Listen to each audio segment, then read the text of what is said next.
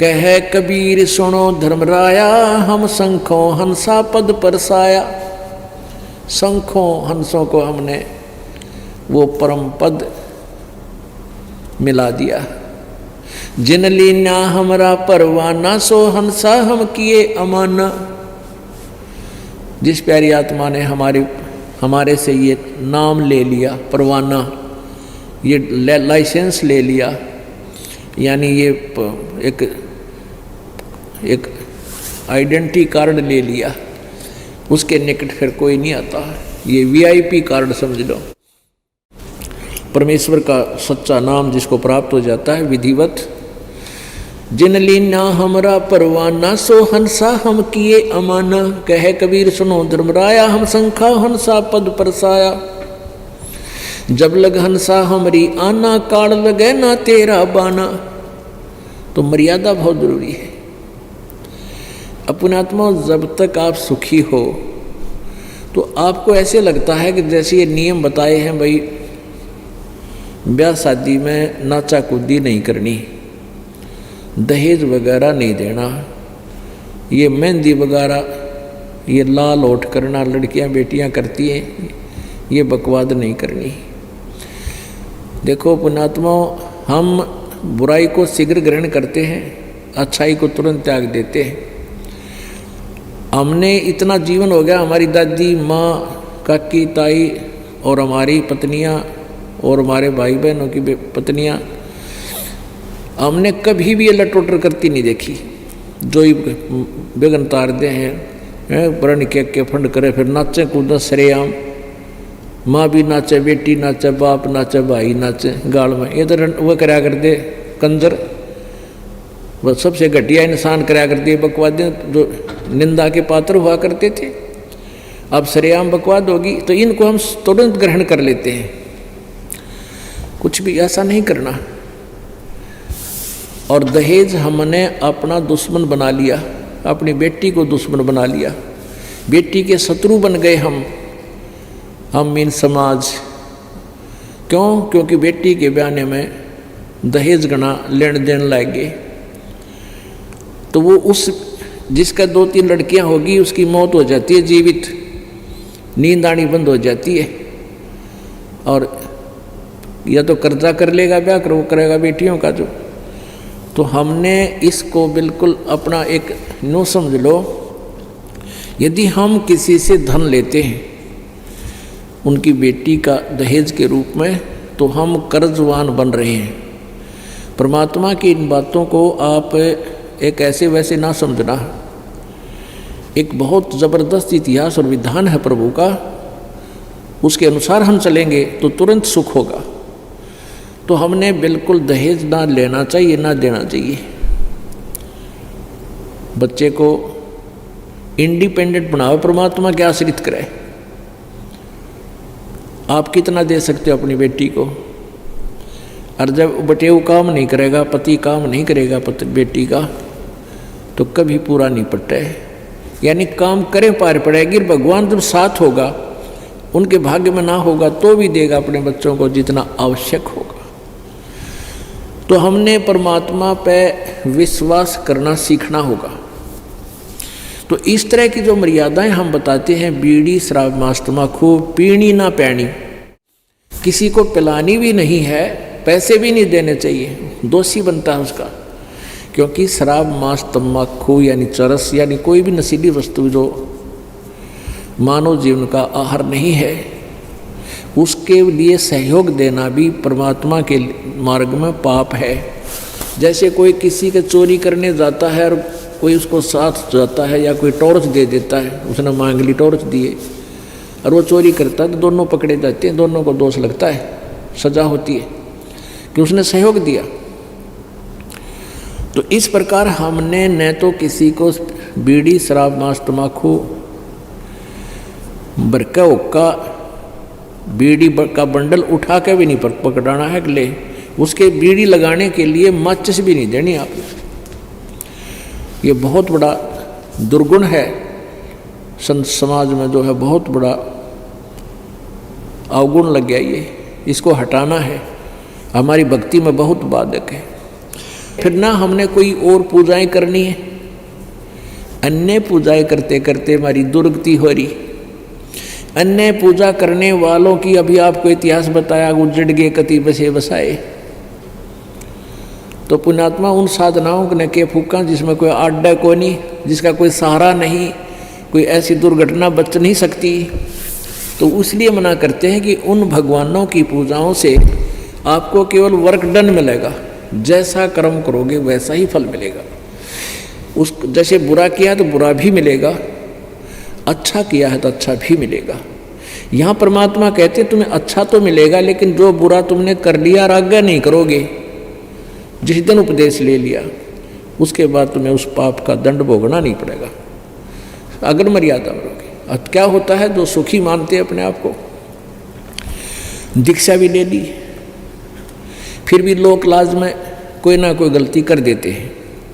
और वो गलती कर देते हैं, गलती करने के बाद नाम टूट गया, फिर भी हानि को नहीं हो रही, उनको लाभ ही हो रहा है, क्योंकि उसके वो पिछले पुण्य चल रहे हैं, कोई पिछले जन्म के।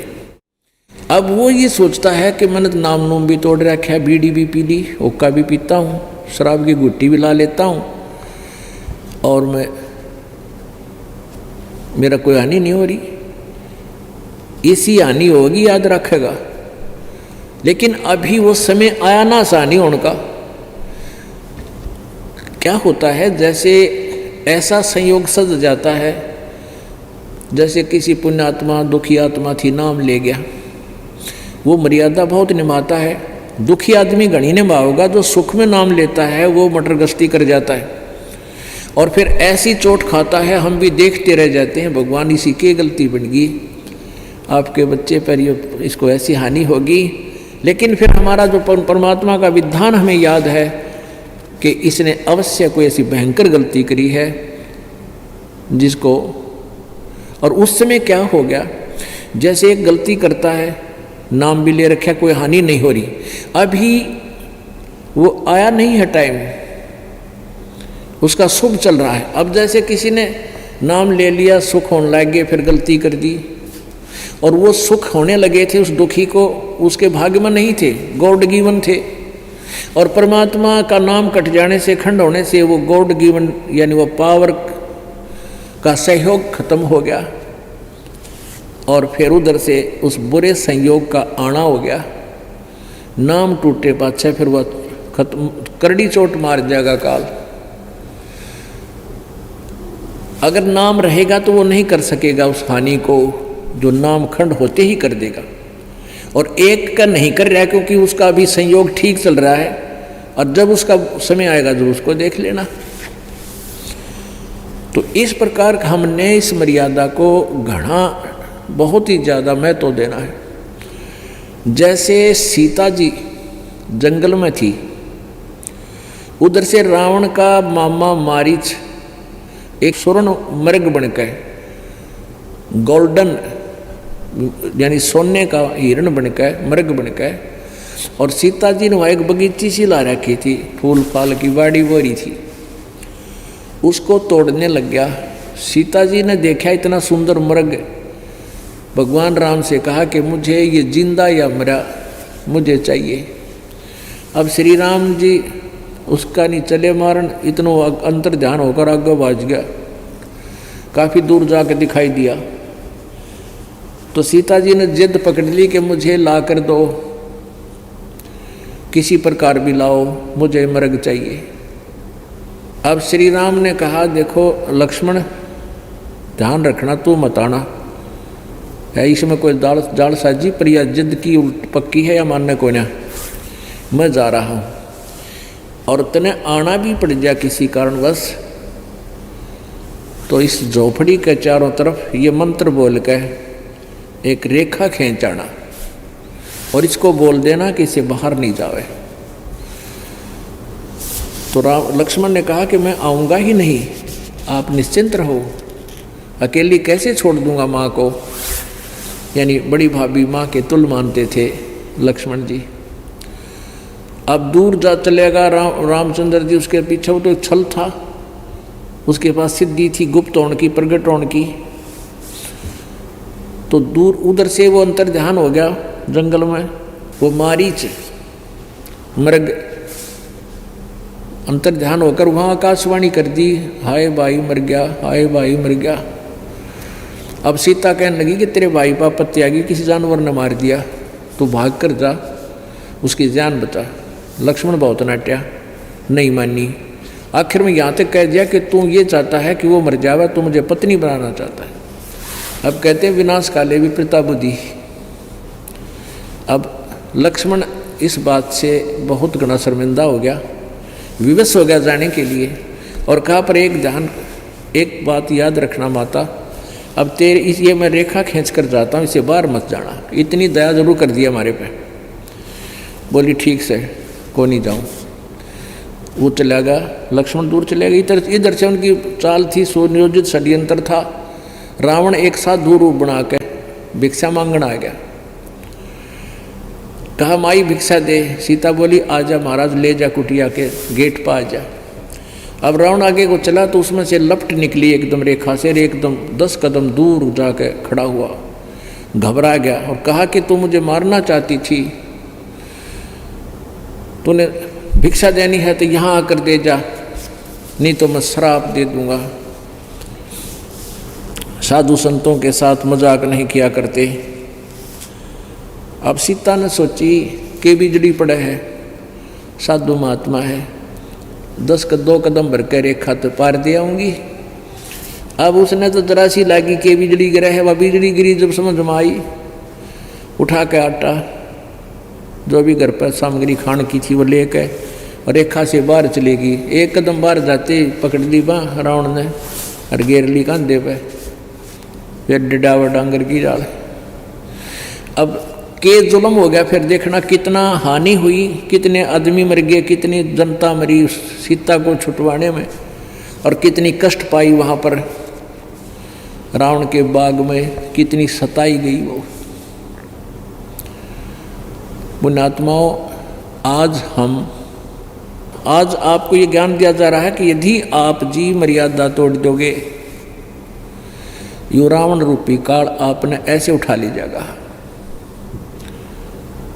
और पुण्यात्माओं, फिर बहुत भारी भयंकर कष्ट आपके ऊपर आ जाएगा। तो अब आप सुखी हो, और सीता सुखी थी, उसने लागी जरा सी बात, वो पागल नहीं थे जो दोनों कह के गई रेखा बार मत जाना, वह घनी सियाणी थी। तो हम घने सियाणे बन जावा, हाँ गुरु जी की बात ना मान के हम इसे कहर में चल रहे हैं, ना जाने कब इस पर किस पर के बिजली गिर जा। हमें डर नहीं रहा, क्योंकि हम इस माया के नशे में घने मदहोश हो गए। तो कबीर परमात्मा कहते हैं, कबीर ये माया अटपटी सब गट आन अड़ी, और किस किस न समझाऊं या कुआ भांग पड़ी। पुण्यात्माओं, सौभाग्य आपका ये सत्संग आपको सुनने को मिल रहा है, और धन्यवाद करो उस परम पिता परमेश्वर कबीर जी का, जिसकी आड़ में हम ये सत्संग सुना रहे हैं आपको।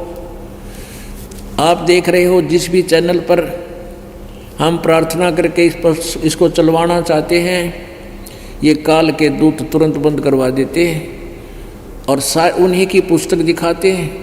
उन्हीं का दिया हुआ वो अज्ञान जो उन्होंने पुस्तक बना रखी है, जनता पढ़ रही है, हम उसी को पढ़ाते हैं कि ये ज्ञान ये दे रहे हैं, जिनका ज्ञान गलत है।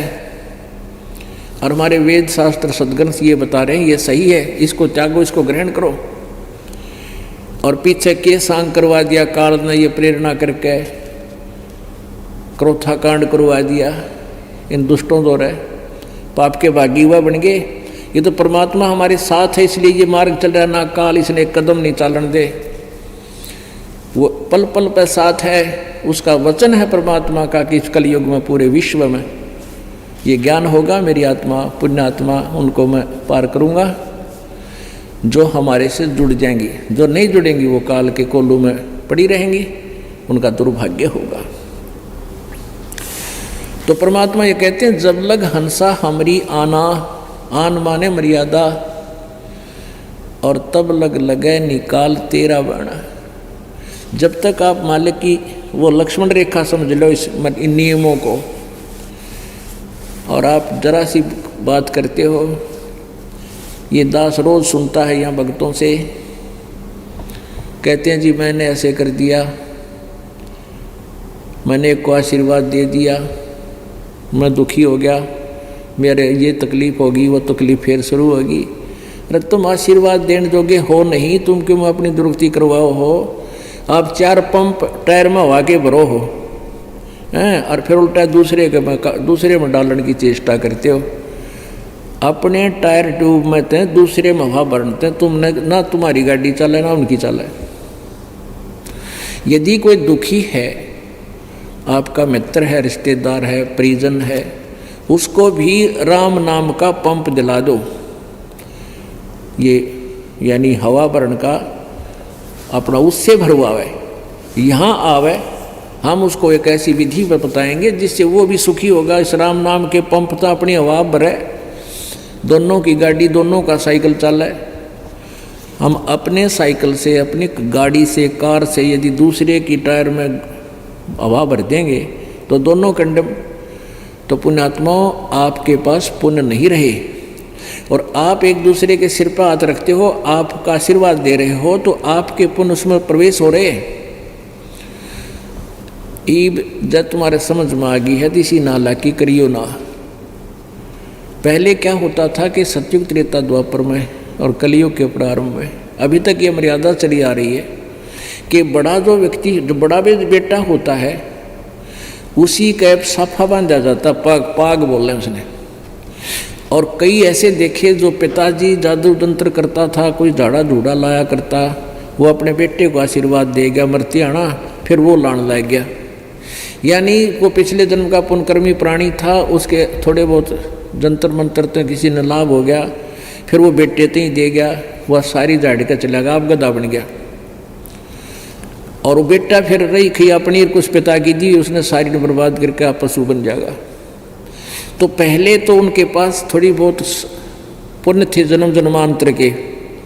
इस कलयुग में कोई भक्ति शास्त्र अनुकूल नहीं कर रहा, तो वो आशीर्वाद दिया करते थे अपने बेटियां ने, बेटियां ने, पुत्र वधू ने, अपने नातियों को, रिश्तेदारों को, बड़े वाले बुजुर्ग आशीर्वाद देते थे।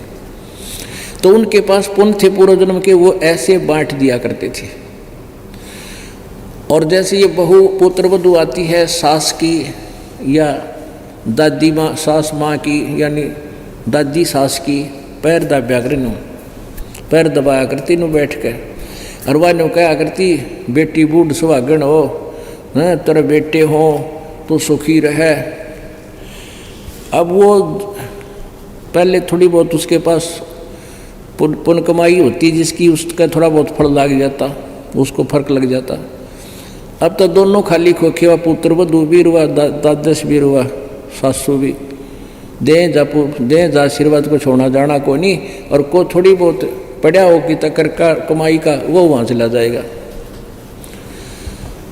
तो इस तरह हमने अपनी भक्ति बर्बाद की। अब ये भी एक मर्यादा है, इसको नहीं अपन लेना, ना दूसरे से आशीर्वाद लेना चाहिए हमने। क्योंकि भगत तो देखो ना, बिना भगत देंगे उनमें वो पानी को ना जिसकी हमने जरूरत से, उसमें तो मेरे और कि मैं भरा पाओगा, और वो आपके शुद्ध जल में कोई डाल दे खारा पानी, कौन डलवाएगा? आपका मीठा पानी बर्तन में, और कोई नो कहे मेरे द्वारा यो खारा पानी है, और उस मेरे पास ये जल है और वो खारा है। आपको तो पता है, जो भक्ति नहीं करते उनके पास भक्ति है ही नहीं, वो क्या देंगे? अपने पाप डालेंगे आप में। तो खारे पानी ना हम अपने शुद्ध पात्र में, उस मीठे जल में कतई नहीं डालने देंगे। समझता वो गीत है, वो बालक वाला काम होता है, कोई कि मैं गद्द मद करें जाओ। तो ऐसे इन मर्यादाओं को घना निभाना पड़ेगा आपने। ना आशीर्वाद देना है और ना ही किसी से लेना है, और न ही किसी के चरण छूने हैं। अब यहाँ क्योंकि जगत का और भगत का आपस में विरोध क्यों होता है? क्योंकि जगत जो काम कर रहा है वो भक्ति के विपरीत होते हैं, इसलिए दोनों का विवाद स्वाभाविक होता है, उनमें विरोध अवश्य होता है, होने दे। लेकिन हमने अपने हिसाब से चलना। इब कहें नो कहें बता भाई वो तो नो कह है, रामपाल तेनों कहे इनका गुरु जी के बूढ़े बुजुर्गा के चरण ना छुइयो। बता या कोई बात हुई है? आदर सत्कार तो कराया करें, आदर सत्कार करो, नमस्कार करो। और बूढ़े ने मीठा बोले, बुढ़िया ने प्यार तो बात करे, खूब सेवा करे। और यदि कोई बीमार हो जाता है, किसी के पैरों में, हाथ में, कमर में, सिर में दर्द है, चाहे छोटे को चाहे बड़े के, खूब पैर भी दबाओ उसके। एक पूजा के लिए नहीं, एक सेवा के लिए, एक कर्तव्य समझ के कि दुखी दर्द बीमार शुमार की और सेवा करना हमारा कर्तव्य है। तो उसकी खूब सेवा करे, सिर दाबना, सिर की मालिश करे, हाथ दाबने, हाथ भी दाबे, पैर भी दबावे, खूब दर्द होता है, वो शोकिया नहीं करवावे और ना करे। तो पुण्यात्माओं, फिर हम समाज से थोड़े से हिचक जाते हैं, समाज से नहीं हिचकना चाहिए। मीराबाई का इतिहास आपके सामने है। मीराबाई पहले मंदिर में जाती थी, ठाकुरों की लड़की थी, और ठाकुर परिवार में अपनी जो है बेटी और पत्नियों को, औरतों को कोई भी घर से बाहर नहीं निकलने देता, अपनी शान माना करते। बाहर जा कोई किसी जगह यानी बिल्कुल वो जल खेतों यानी कुएं से जल भी खुद भर के लाया करते। अपनी बेटियों और पत्नियों को, औरतों को घर में रखा करते, बाहर कोई जाता बेइज्जती मान्या करती। उस समय मीराबाई मंदिर में जान लगी, जब उनको ज्ञान हुआ भक्ति का, सत्संग सुना किसी ने। अब मंदिर में जावे तो बहुत एतराज होने लग गया, सब कहने लगे ले बताया तो बेइज्जती करावेगी हैं, ठाकुरों की लड़की मंदिर में जावे, इसने शर्म नहीं आती। वह नहीं मानी, घर क्या ने सोचा इसका ब्याह कर दिया, टंटा कट्टे शादी कर दी। शादी भी एक राजघराने में होगी। उसका पति जो एक छोटे से टुकड़े का राजा था, 4 साल शादी के बाद वो आदमी बहुत बढ़िया था, उसका पति नर्म आत्मा का था। राजा का आगे बोल रहे कौन है, तो वो फिर मंदिर में फिर भी जाती थी। उसने भी कह दिया कोई ना 1-2 नौकरानी साथ चली जाएगी, इसमें कोई डर नहीं। तो राजा के आदेश का आगे फिर कोई बकवाद भी ना करा कर, समाज भी गणेशी रोड़ा ना करा करता। वो मंदिर में जाया करती थी, उसने लोक लाज नहीं देखी, समाज की नहीं सुनी। तो मीराबाई सफल हुई। आज सबकी जुबान पर उस बहन बेटी का एक आदर से नाम लिया जाता है। और फिर क्या हुआ कि एक दिन सत्संग कबीर परमेश्वर जी और रविदास जी उसी नगरी में सत्संग कर रहे थे, जिस मंदिर में मीराबाई जाया करती थी। उसी मंदिर के रास्ते में एक स्थान, एक गरीब एक व्यक्ति का घर था। उसके आंगन में एक छोटा से, पहले वृक्ष बहुत हुआ थे, पेड़, उनके पेड़ों के नीचे कबीर परमात्मा सत्संग कर रहे थे, रविदास जी उनके साथ थे। तो वहाँ मीराबाई ने देखा जाते समय कि यहाँ कुछ व्यक्ति साधु भक्त बैठे हैं। तो उन्होंने सोचा पहले मंदिर में अपनी अर्चना कराती हूँ, पूजा करके आती हूँ, आके सत्संग इनके विचार सुनेंगे।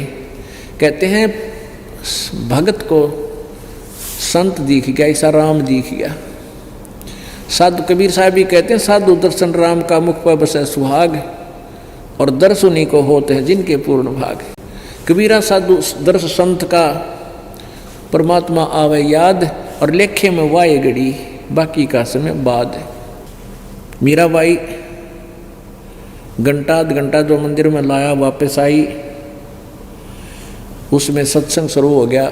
मीराबाई बैठ गई, जाके सत्संग सुनने लगी।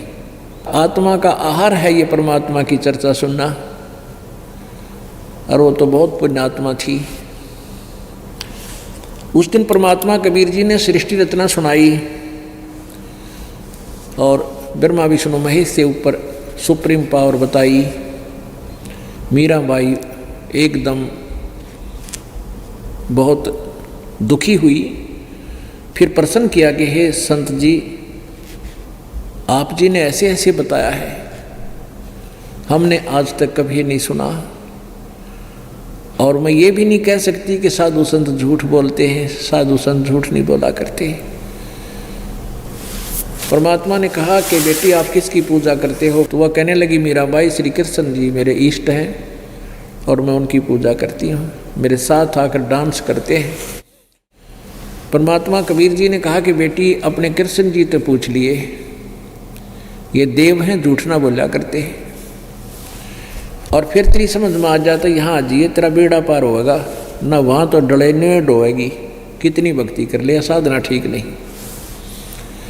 अब पुण्यात्माओं जो अच्छी आत्मा होती हैं, जिन कोई मार्ग पर जा रहे हैं, रास्ते जा रहे हैं कहीं पर, उसको कोई टोक देता है कि कहाँ जाना है भाई, वो कह रहा मैं हिसार जाना है और वो जा रहा है जींद की साइड में, तो वहाँ कोई उसको टोक देता है कि इधर मत जा, ये रास्ता ठीक नहीं तेरा।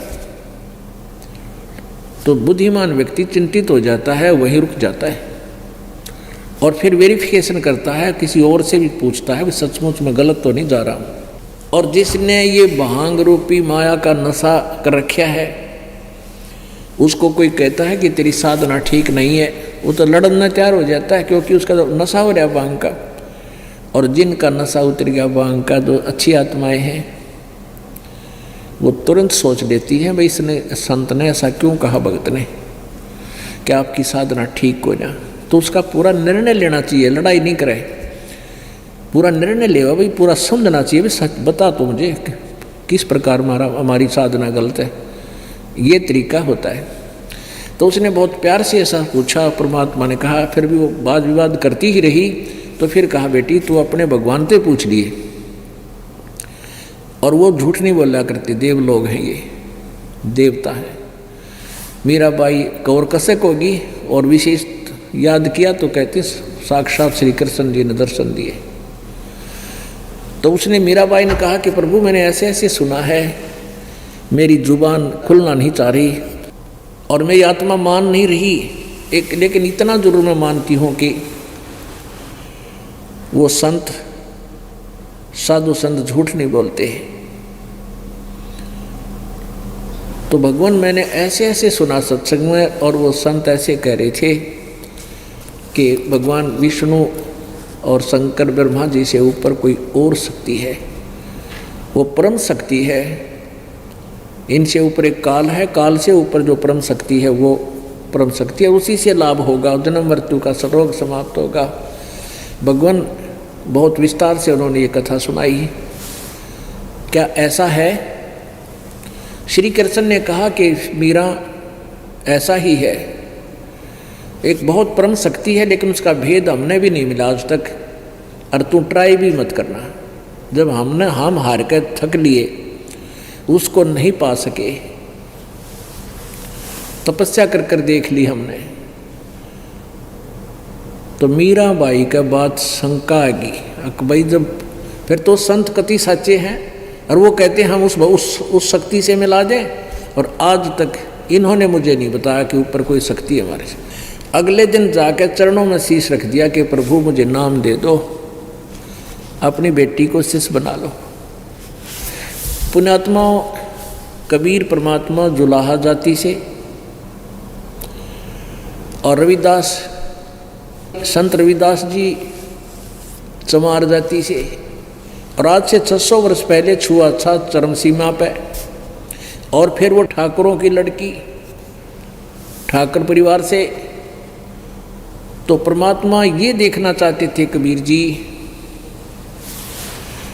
कि इस पुण्य आत्मा में परमात्मा की चाह है या अभी भी ये मान बढ़ाई जगत संसार में लोक लाज में उलझी हुई है। तो उसने कहा कि प्यारी बेटी ऐसा कर, वो सामने भक्त बैठा है, संत बैठा, उसे नाम ले, वो उपदेश देगा। रविदास जी थे, और रविदास जी के पास जब वो गई, चरण छू लिए और कहा महाराज मुझे नाम दे दो। रविदास जी कहने लगा बहन पैर पीछे, हाथ पीछे कर ले, मैं चमार जाति से हूँ और तू ठाकुरों की लड़की है, और सारा समाज तेरा उपहास करेगा कि एक चमार ते नाम ले लिया, तू चमार की शिष्या होगी, बहन बेटी तेरे साथ बहुत दुर्व्यवहार करेंगे लोग। तो मीराबाई कहने लगी, भगवान आप मेरे पिता, मैं आपकी बेटी, और बाढ़ में जाओ ये लोक लाज, मुझे तो आत्म कल्याण करवाना है, मुझे नाम बख्श दो। तो परमात्मा कबीर जी और रविदास जी की बतलाई हुई बात थी। परमात्मा कबीर जी ने कहा कि दे दे नाम इसको, रविदास दे देना। अब केवल मीराबाई को ही नाम देने के लिए कहा। परमात्मा ने सोचा इसकी पूरी फड़क काट दिया, कदे फिर बाद में समस्या ना पैदा हो जाए। नाम लेने के बाद और फिर बाद में कोई कहता तेरा गुरुजी ऐसा है, तुम्हारे गुरुजी ऐसे है, तुम्हारे मन में दोष आ जाता है, नाम खंड हो जाएगा। नाम लेने से पहले 100 बार ज्ञान और पूरी व्यवस्था की जो है ना जानकारी लेनी चाहिए। नाम लेने के बाद फिर संसार एक तरफ और आप एक तरफ, फिर डगमग नहीं होना चाहिए, मन में दोष नहीं आवा अपने गुरुजी के प्रति। तो मीराबाई ने उपदेश ले लिया। तो वहाँ कबीर जी जाते रहते थे, रविदास जी भी जाते रहते थे और सत्संग करते थे। कई दिन रुक जाते थे, महीने में 20 दिन में। तो मीराबाई सत्संग में जाया करती थी। अब पहले तो मंदिर में जाया करती हूँ, मंदिर जाना छोड़ दिया। अब रात में सत्संग करने जाती, क्योंकि रात्रि में सत्संग इसलिए क्या करते संत करते हैं, क्योंकि काल के लोक में यो धंधा भी करना पड़ता है कि दिन में तो अपना काम कर ले पेट का, और रात्रि अपनी होती है, फ्री होती है। घर वाले ने भी ना कहें काम छोड़ के चला गया। तो उस समय इस तरह की जानकारी घाट थी, इसलिए परमात्मा ने ऐसी व्यवस्था की थी। तो रात्रि में सत्संग किया करते थे। तो रात्रि में वह लड़की मीराबाई रात्रि में सत्संग सुन जान लगी। उसके पति की मृत्यु हो चुकी थी, उसका देवर राजगद्दी पर विराजमान हो गया था। अब वो पहले तो मंदिर में जाने से ही मना किया करता था, मंदिर में जाने से ही मना किया करता था। वो मंदिर में जाने से भी नहीं मानी। फिर वो जान लगी रात में, पहले तो दिन में ही जाती थी। तो वो उसको बहुत समझाने लगा मीरा को कि मीरा, मेरा भाई जीवित नहीं है, जब तक वो जीवित था आप जाती थी मंदिर में, किसी को कहने की कोई बात नहीं मिला थी। अब वो रहा नहीं तेरे सिर पे, तो विधवा होगी है, अब जाती है तो लोग पता नहीं क्या क्या बात सुनाते हमारे को, हमारी बेइज्जती होती है, तू मत जाकर मंदिर में। मंदिर छोड़ वो सत्संग में रात न जान लगी। तब उसने क्या सोचा कि भी या तो इज्जत की गाक होगी।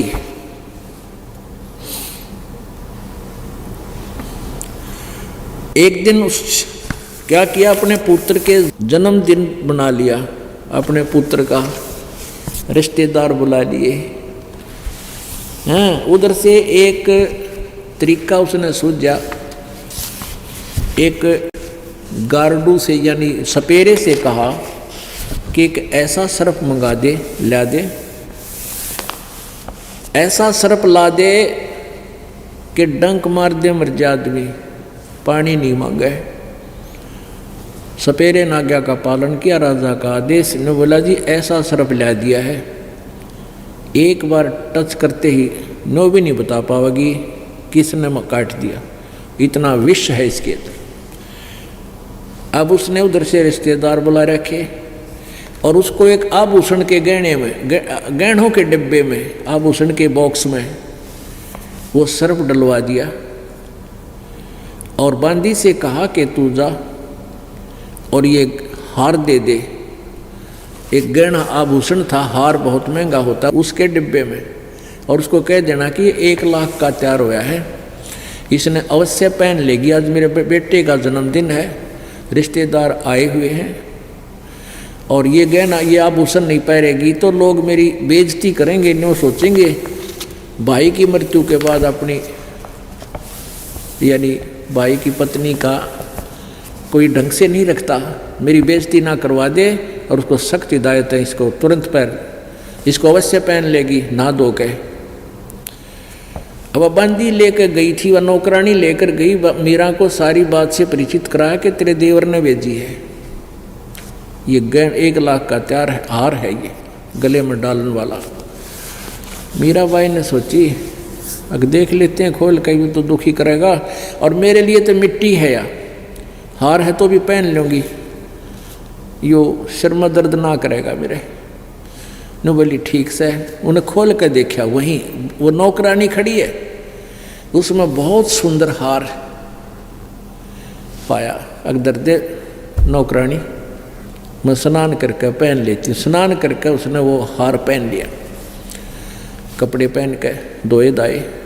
उधर से उसने सोची उसके देवर ने को मरगी होगी और रिश्तेदार आए हुए हैं, और उसका फिर पता लग जाएगा सब ने, सांप ने डस ली इसलिए मरगी ना, तो बाद में इसने कि मैं करूँगा मारा मोरी करूँगा तो लोग मेरी निंदा करेंगे। अब वो वहाँ गया, उसने जाकर देखा मीराबाई एक सुंदर हार पहने बैठी है। अब वो कहता है कि तू ये हार कहाँ से लाई इतना कीमती। अब मीरा की आंखों में आंसू आ गए, कहने लगी इतना दुखी ना कर मुझको, तुझे दोष लग जाएगा, आप ही तो भेजा है आपने, ये गहना अभी इस बॉक्स में ये अभी आपने भेजा था, अरे ऊपर से मुझे बदनाम कर रही है कि ये कहाँ से लाई तू हार। अब उसके तो पैरों तले की जमीन निकल गई, क्या बकवास कर रही है, इसमें ये हार हो ही नहीं सकता कि इसी में, इसमें ये हार था, कहाँ इसी में हार था। मीराबाई बोली इसी में था ये आभूषण। वो बांदी बुलाई, बांदी क्या ये डिब्बा वही है जो तू लाई थी? कहाँ जी वही डिब्बा है, मेरे सामने खोला था इसने और कहा था रख दे, मैंने देखा वो सुंदर हार, यही हार जो पहन रखा यही था इसमें।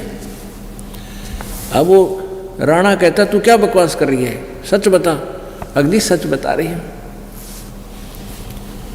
उसने सोची भैया तो ना मरे, फिर जहर पियाना चाहा, विष का प्याला पिया, तलवार लेकर चला गया कि इतने पी, कुछ दिन के बाद ना तेरी गर्दन काट दूंगा। तलवार लेकर खड़ा हो गया नंगी, म्यान से निकाल कर। अब मीराबाई ने सोची तलवार में तो दर्द होगा, मारत यूँ गाये मुझे, तो जहर ही पी लेती हूँ। वो विष का प्याला गटगट पीगी और पी कर बैठ गई। 1 घंटा खड़ा रहा वो निकम्मी आत्मा, वह ना मरी, बिल्कुल और भी ठंडक सी होगी शरीर में। अब परमात्मा कहते हैं पावेगा अपना किया रे, भोगेगा अपना किया रे। मीराबाई को मारने लगे जहर का प्याला प्यारे, और पीवत ही अमृत हो लग गया, हो गया सर्द ही यारे। अब उसने सोची भाई इसने क्यों कर समझाऊं, ना या मारे तो मरती, ना समझाए तो समझती। फिर कहते हैं बेटी माँ की बात मान लेती है इसने। अब उसने अपनी मौसी बुला ली, मीरा की माँ, और उसको सारी बात बताई। उसको बताया कि आप इसको समझाओ, हमारी इज्जत की गाहक हो गया, पहले दिन में जाया करती, इबरात न जान लाएगी, और दुनिया पता नहीं के बात बनाती है। अपनी भक्ति करना कर लिया, वहाँ सत्संग में कह दे रहा है। तो उसकी माँ ने बहुत समझाई, माँ बेटी की वार्ता हुई। वो एक किसी भक्त ने अपने हिसाब से बनाया है। सत्संग में जाना मीरा छोड़ दे, सत्संग में जाना मीरा छोड़ दे, हाय मारी लोग करें तकरार, सत्संग में जाना मीरा छोड़ दे, हाय मारी लोग करें तकरार, सत्संग में जाना मीरा छोड़ दे। अब मीराबाई कहती है सत्संग में जाना मेरा ना छुटरी, सत्संग में जाना मेरा ना छूटे री।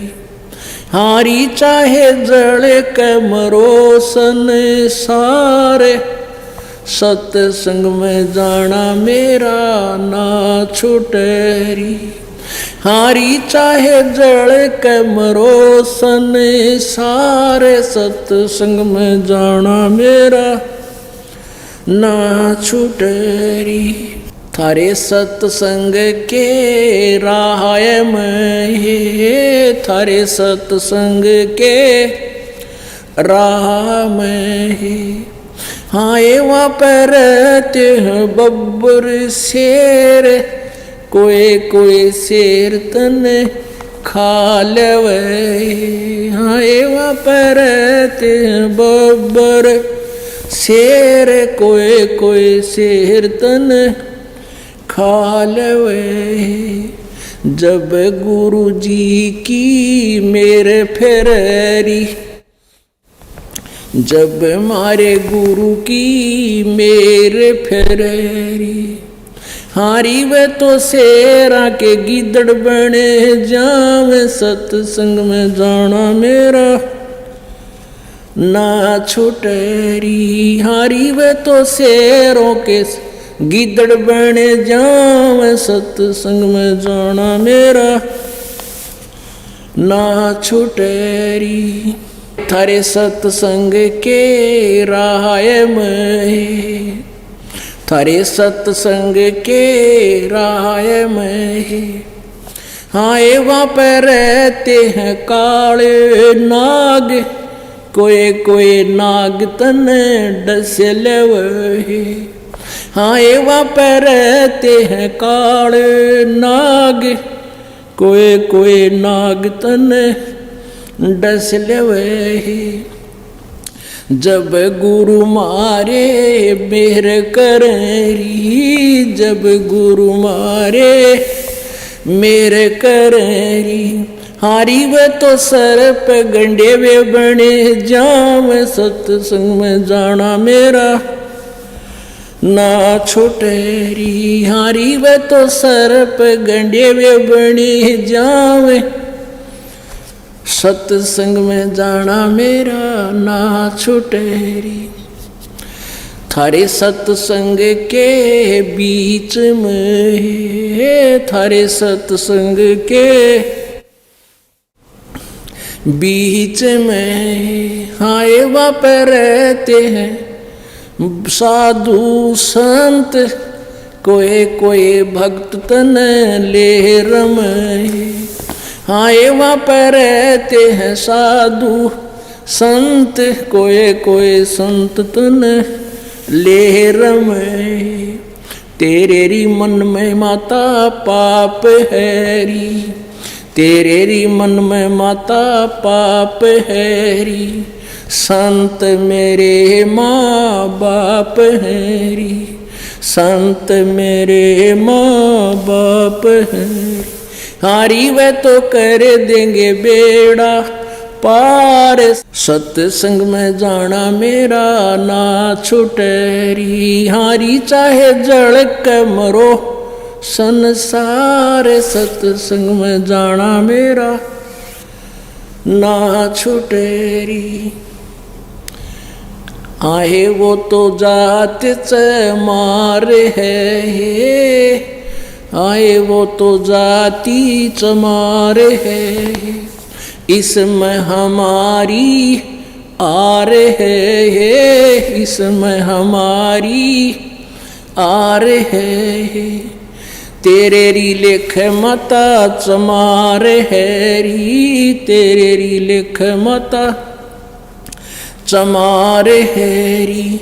मेरा सिरजन आर है री, मेरा सिरजन आर है री। हारी वे तो मीरा के गुरु रविदास, सत्संग में जाना मेरा ना छूटेरी। हारी वे तो मीरा के गुरु रविदास, सत्संग में जाना मेरा ना छूटेरी।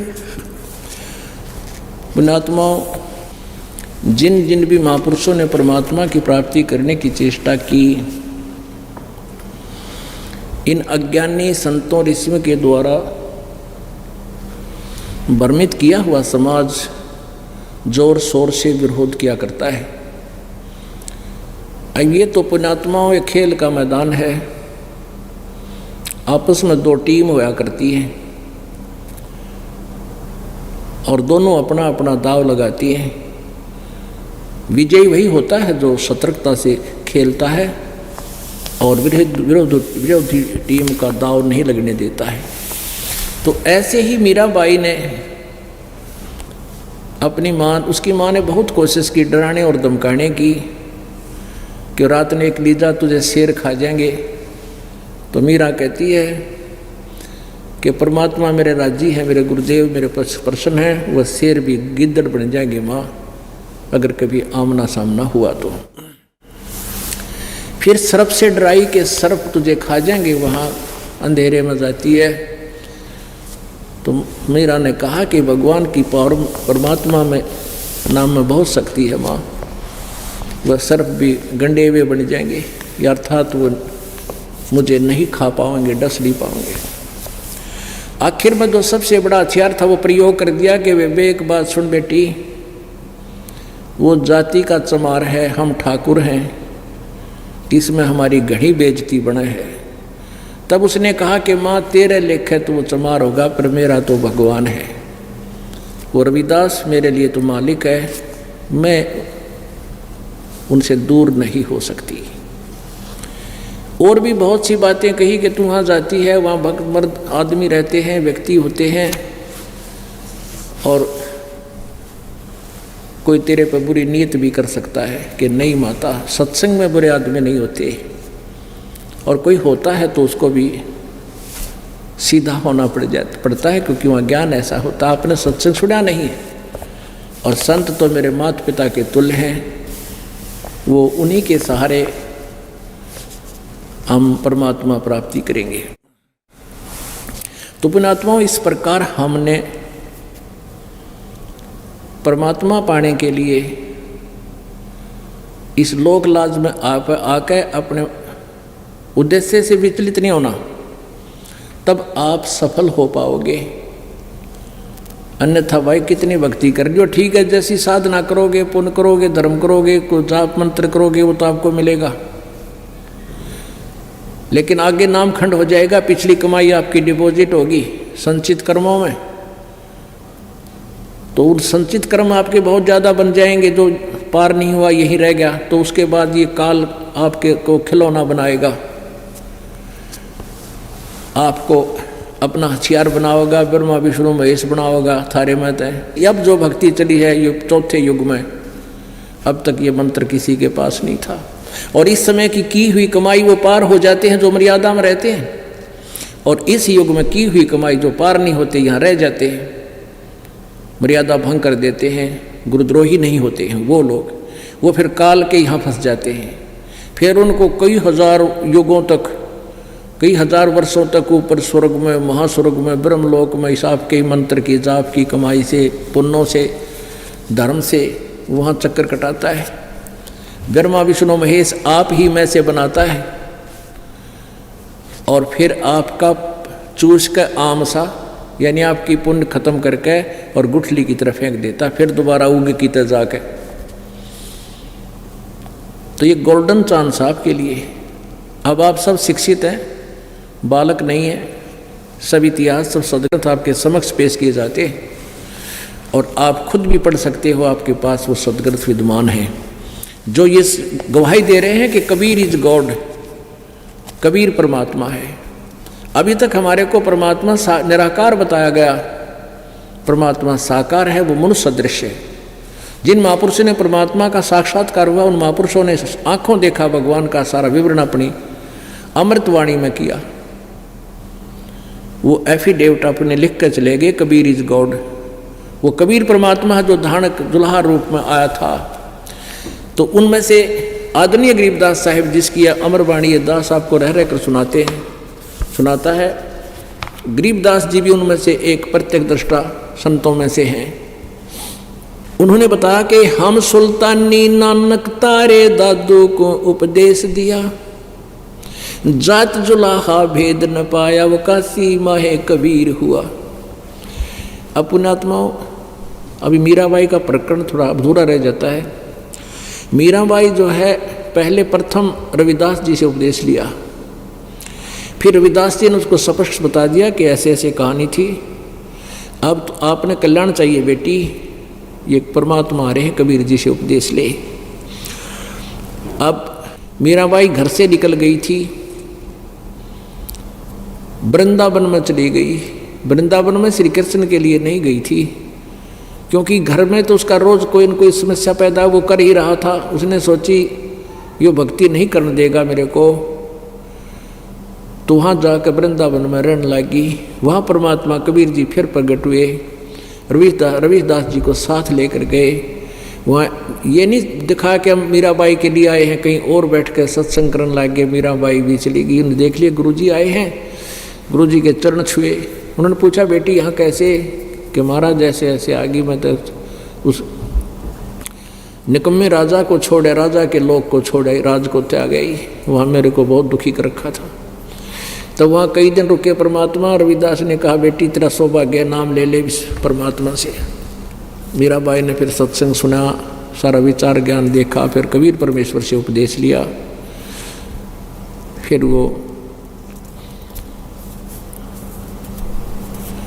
कहते मीरा जी को फिर सतगुरु मिले कबीर।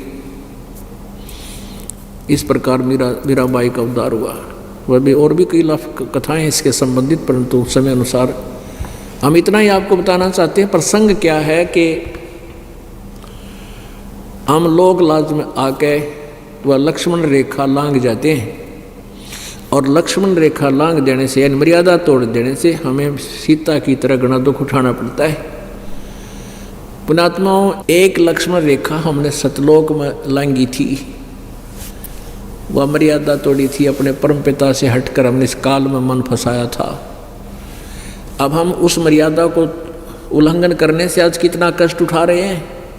इस काल के इस नौलखा बाग में, 21 ब्रह्मांड में हमें कितनी यातना दी जा रही है। किसी का बेटा मर गया, किसी की बेटी मर गई, किसी का दामाद मर गया, किसी की टांग कट गई, किसी का हाथ टूट गया, कट गया है। ना जाने कितने प्रकार के कष्ट आपके ऊपर हैं। कोई कैंसर से पीड़ित है, कोई किसी प्रकार है। पुण्यात्माओं, हमने फिर वापस अपने भगवान के पास जाना है, पति के पास जाना है। अब पुण्यात्माओं, हनुमान जी को श्री रामचंद्र जी ने, यानी वैसे तो 10 दिशा को खोज हो रही थी, हनुमान जी कुदरती पहुंच गए लंका में, और वहां जाकर देखा सीता जी मिल गई। पता लग गया कि सीता ये है। तो सारी वार्ता होगी।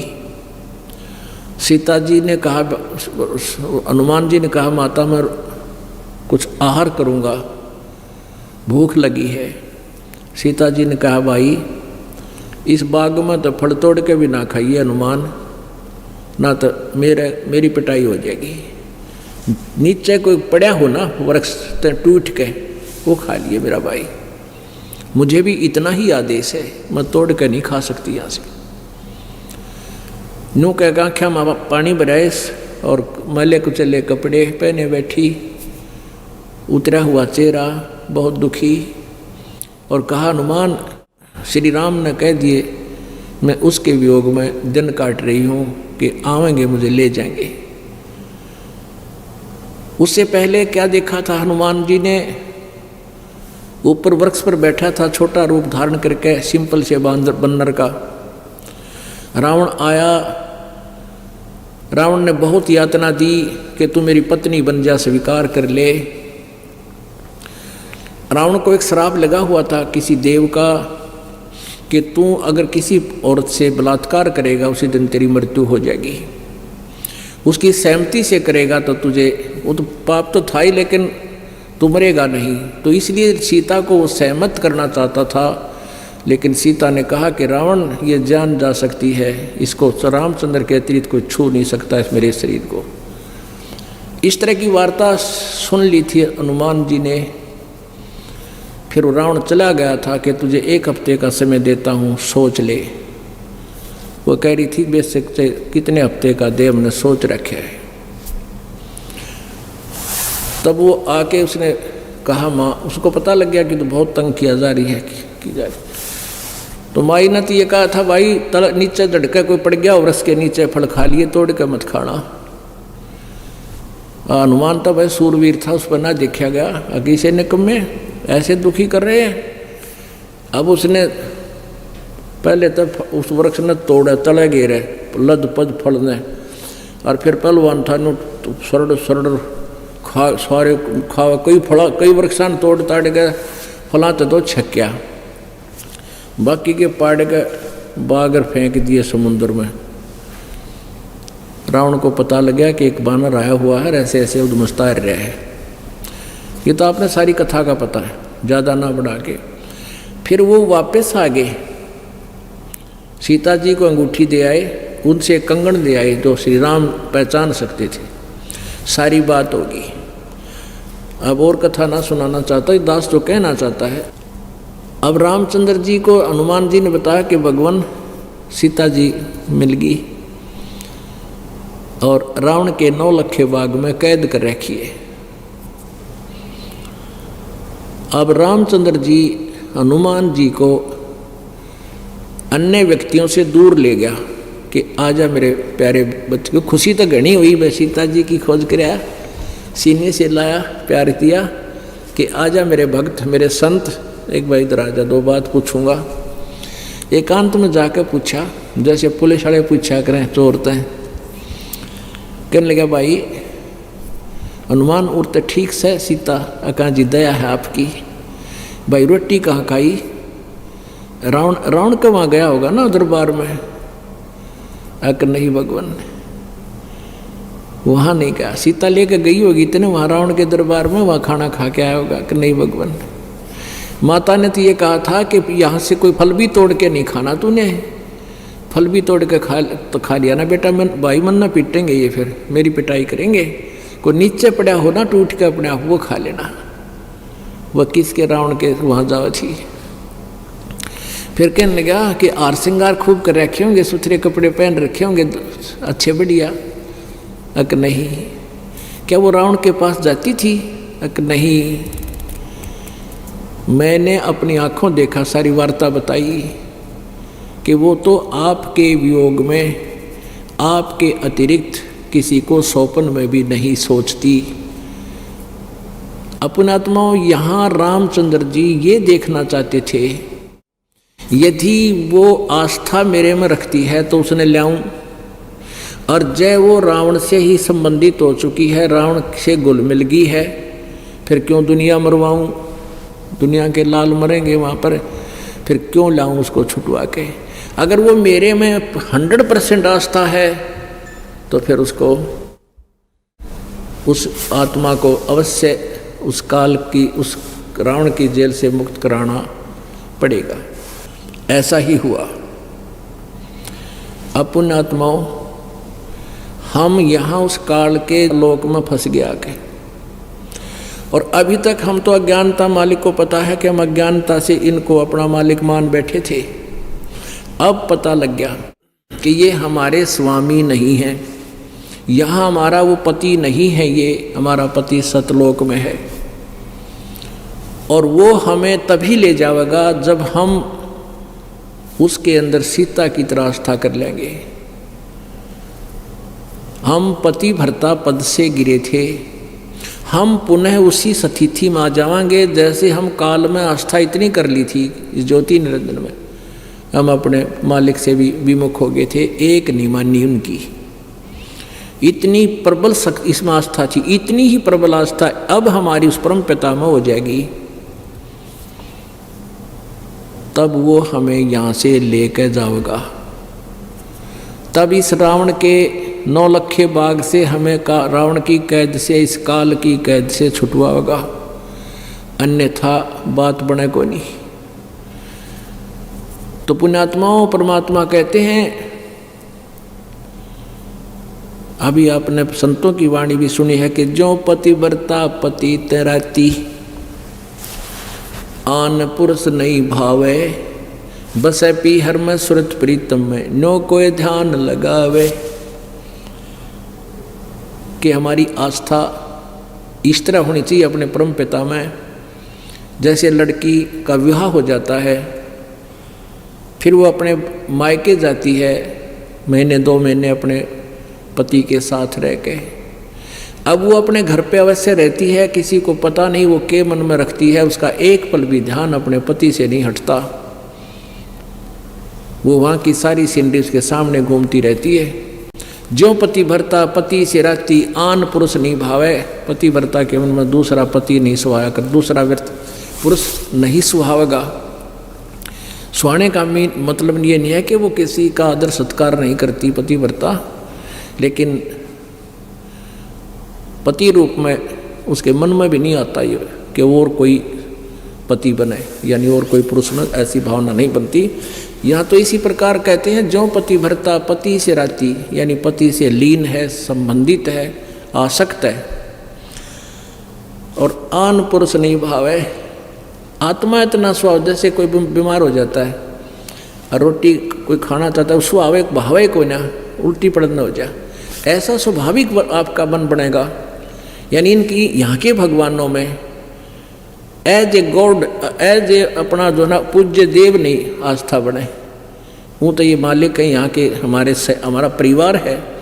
जैसे एक पतिव्रता लड़की पत्नी सह परिवार में रहती है, ज्वाइंट फैमिली में, जेठ है, जेठानी है, देवर है, देवरानी है, ननंद है, सास है और ससुर है, तो उन सबका यथोचित आदर सत्कार करती है। लेकिन जो वो पूज्य अपने पति को ही मानती है, अपने पति के स्थान पर उसका किसी में भी स्थान नहीं हो सकता, तो औरों का सत्कार करना भी कर्तव्य है उनको। यथा जैसे जेठ को बड़े भाई के तुल्य, देवर को छोटे भाई के तुल्य, जेठानी दुरानी को यथावत, सास ससुर को माता पिता के तुल्य, ननंद को छोटी बड़ी को अपने हिसाब से, यानी सबका सत्कार प्यार से रहे। लेकिन जो आस्था अपने पति में वह किसी में नहीं हो, सोपन में भी, तो वो ऐसा होता पतिव्रता के मन में जैसे किसी ने बुखार आ गया हो और उसको कह ले खाना खा ले, उल्टी गिरन हो जा, जी परखी नहीं जा, तो ऐसा स्वभाव बनेगा आपका। तो ऐसा स्वभाव बनेगा, अन्य भगवानों के प्रति आपकी आस्था कति नहीं रहेगी, मन में भी नहीं आवे, नो सोच भी नहीं सकते कि इनसे मैं कुछ मांग लूँ, यानी इनसे पति वाले कर्म कर लूँ। करने का भाव है कि हम अपने मालिक परमात्मा से ही मांगे, जो मांगे, जो कुछ भी चाहें उसी से अपनी पूर्ति करें, तब हम पतिव्रता बनाएंगे। और फिर कहते हैं, पतिव्रता जमी पर जो जो धर है पाँव, समर्थ झाड़ू देते हैं, ना काटा लग जावे। पतिव्रता यानी ऐसी प्यारी आत्मा जो एक परमात्मा कबीर जी के अतिरिक्त किसी को सौंपन में भी नहीं सोचती। फिर वो अपने जीवन रूपी सफर में जब चलती है, वो समर्थ, वो पूर्ण परमात्मा, वो कबीर परमेश्वर उसके जीवन रूपी सफर में कांटों को बुहारता है, वो पाप कर्म रूपी कांटों को सब साफ करता चलता है। कहीं मेरी प्यारी आत्मा को कोई कांटा ना चुभ जा, कोई कर्म का दंड ना लग जा। कहते हैं इस प्रकार अपने परमपिता में ध्यान लग